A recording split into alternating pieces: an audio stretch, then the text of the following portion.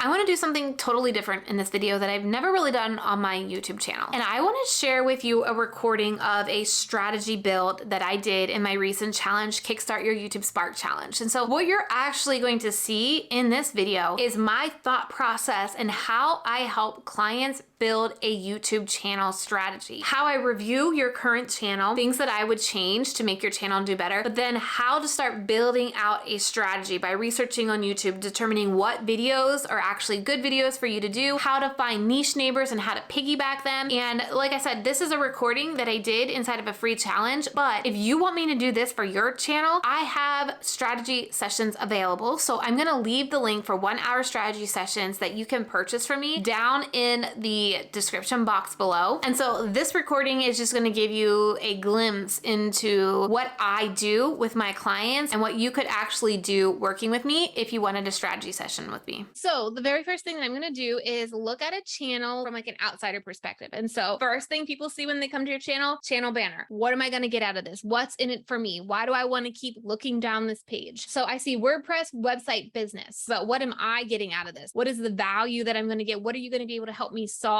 on this channel? So that's one thing, Nicola, that I would focus on is how can I make this pitch the value people are gonna get, because this is your first impression. The next thing they're gonna do is they're gonna start scrolling. I would recommend having a feature video here. And sometimes people are like, oh, I'm gonna add a channel trailer. I personally don't think channel trailers are that important. Whatever video has grown you the most subscribers, put it here, because there's something about that video that is causing people to subscribe. Now, there is also another option to play for returning subscribers. For returning subscribers, I would play a video that has the best audience retention. Then the next thing I'm doing is I'm trying to find content that's for me. And as like a viewer, the words on these thumbnails are very small, and I'm on desktop, let alone mobile device. They're going to be even smaller. Thumbnails should have a max of 3 to 5 words on them. And otherwise it is too cluttered and people are not reading, their eyes are glazing over and they're moving on. So like this opt-in is great, but then that tiny text is incredibly hard to read on my desktop, let alone a mobile device. So what you want to be doing for your strategy is you need to be, again, thinking about the title and the thumbnail before the content. And this is one of the hardest parts, this initial research, because you have to be in the mind of your target audience and you have to know who your target audience is, because that is how YouTube is going to find your people. That gives you the opportunity to talk about different topics as long as it relates to who you are speaking to. And so some things we tell people to do is, reach out to your target audience. If you have an email list, if you have an Instagram account, ask them some questions. What are they struggling with? This was the hardest acceptance point for me, was to really understand how my audience was talking about YouTube and not how I understood YouTube. So that's what I would do here. I would also, the photos of you are way too far away. They need to be zoomed in a lot closer. People need to see your face. There's been studies done on YouTube and YouTube thumbnails that people are more likely to trust you if they can see the white of your eyes. So this is why the images that you see on YouTube are of people up close, because people feel you are more trustworthy if they can see your eyes. The next thing that I see is these categories as well. You want to think about categories again, your target audience and what's in it for them. These sections also need to be titled just like a title, value proposed title. Inside of Video Strategy Academy, we talk about my fireworks strategy, where we build an entire 6 videos around the core strategy of getting people to buy from you, work from you. And there's a tactic between making YouTube happy and making your business happy. So how do we start finding videos and building out this firework cluster? One of the best things that I think is to not worry about TubeBuddy, vidIQ, doing all that, but just getting started on YouTube and what's working on YouTube. If you can find channels your audience is watching and you can create content that's doing well on their channel, but putting your own spin on it, you can start to get YouTube to think, okay, Nicola is creating this kind of content that's similar to this person. Let's try to show Nicola's content to subscribers of that channel and see if they will click on it. Since Nicola is going to do WordPress for beginners, we're going to see what YouTube puts up here. Now, what you can do to find channels is come here to filter by channels and see what comes up as well. Now, this isn't always like the best option, but it's a way to get started. If you're just getting started, Nicola's around 800. I wouldn't necessarily look at channels, in the 100,000 mark. I would try to find somebody who's, tens of thousands of subscribers. So this channel has 31,000 subscribers. So if I would say, this is something my audience would watch, I would come here, WordPress tutorials for beginners. I mean, seems like it's lining up with people, your audience. They would be learning WordPress for beginners. I would go to videos. He has about 31,000 subscribers. What I'm looking at now is what are his average views for videos in the last 3 months. We're also going to sort by most popular, and we're going to get some topics here. Now, lean towards not going after older videos, anything older than a year. I would try to find topics that have done well in the past year. So let's say this video was done a year ago. What this is telling me, it has 173,000 views and this channel only has 31,000 subscribers. There is something about this topic that your audience is interested in knowing. So how can I tweak this in a way that is going to cause my target audience to want to watch? So I may title this as finally have a professional website with WordPress. Can you not just say professional WordPress website? Right now, my videos are attracting a male audience, and I want to attract the female audience.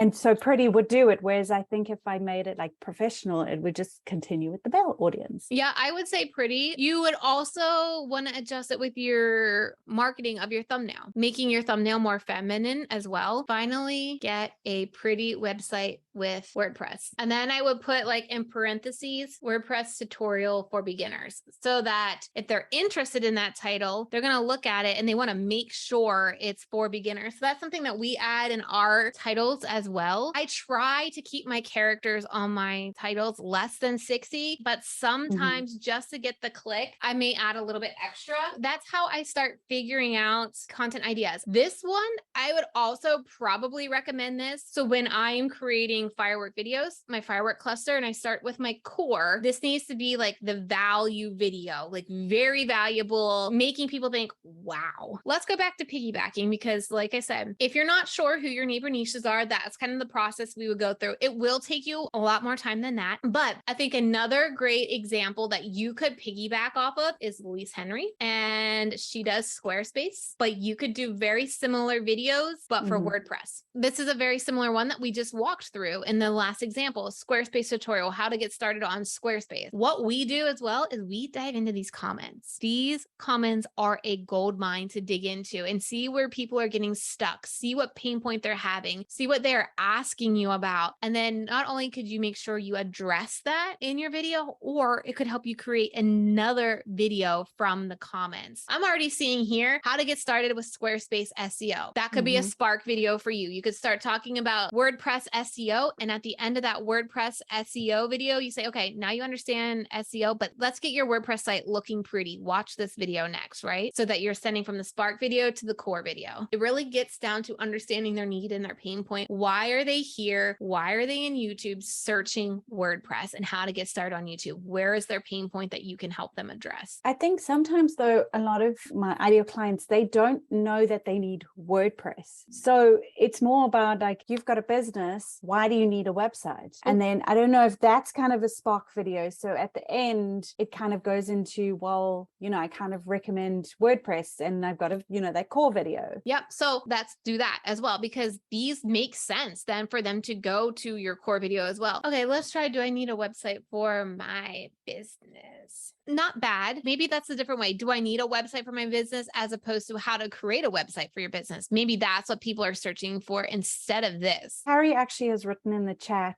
I recently searched for WordPress landing pages. WordPress landing page. So already these top ones are being viewed more, and they're more recent.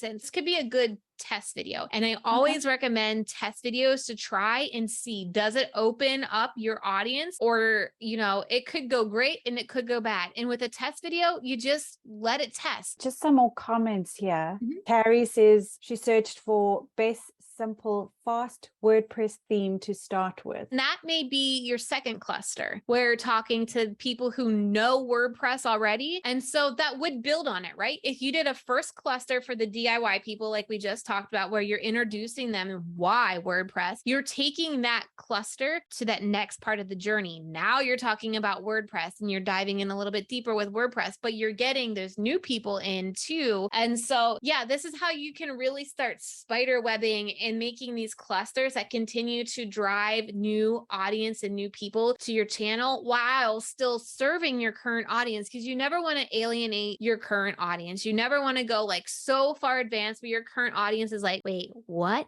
I don't even understand. Like, this is way too advanced for me. And so that's going to do a good job of really taking them on the journey. And then you start setting up your channel homepage, brand new to website building, watch this first. And so then they know they're going to watch that, and then they're going to be able to follow that journey. It's really thinking about your customer journey in your business, but creating your viewer journey on YouTube. Was this helpful? Very helpful. I feel like I know exactly what to create now. And don't overthink it. This goes for everybody listening. Don't overthink it. Before you can really start to get strategic on YouTube, we need data. Your first full cluster may just be, a test. You don't even need to start with a firework cluster. We actually don't teach that in Video Strategy Academy. We don't suggest you even do that until you've got 6 to 8 videos out, because you got your jitters out, you've got your tech issues out, and then you focus on your clusters. And so it doesn't need to be perfectly strategized from the get-go. You just need to make sure we are picking videos that is going to get in front of your target audience, and that YouTube can understand this video is similar to these people's content. So let's put that video in front of their subscribers and see how it does. And since you know who you're piggybacking off of, you're even looking at how are they creating thumbnails? What are some trends you see? Because while you need your thumbnail to stand out, it also needs to feel familiar in a way, because they will click on something familiar as well, but it needs to also stand out with you. So those are things that you need to be looking at as well when you're starting to build out what video you're going to do. And then sometimes just like rip the Band-Aid off and get some videos up there, and then we can really dive into the data. So like I said, you can go ahead and book an hour with me. I will leave that link for you right here. And if you still want to learn more about the secret to really growing a YouTube channel, and you want to learn for free here on my YouTube channel, watch the video that you see right now, because it's really going to dive you into a detailed process for the secret of growing a YouTube channel this year.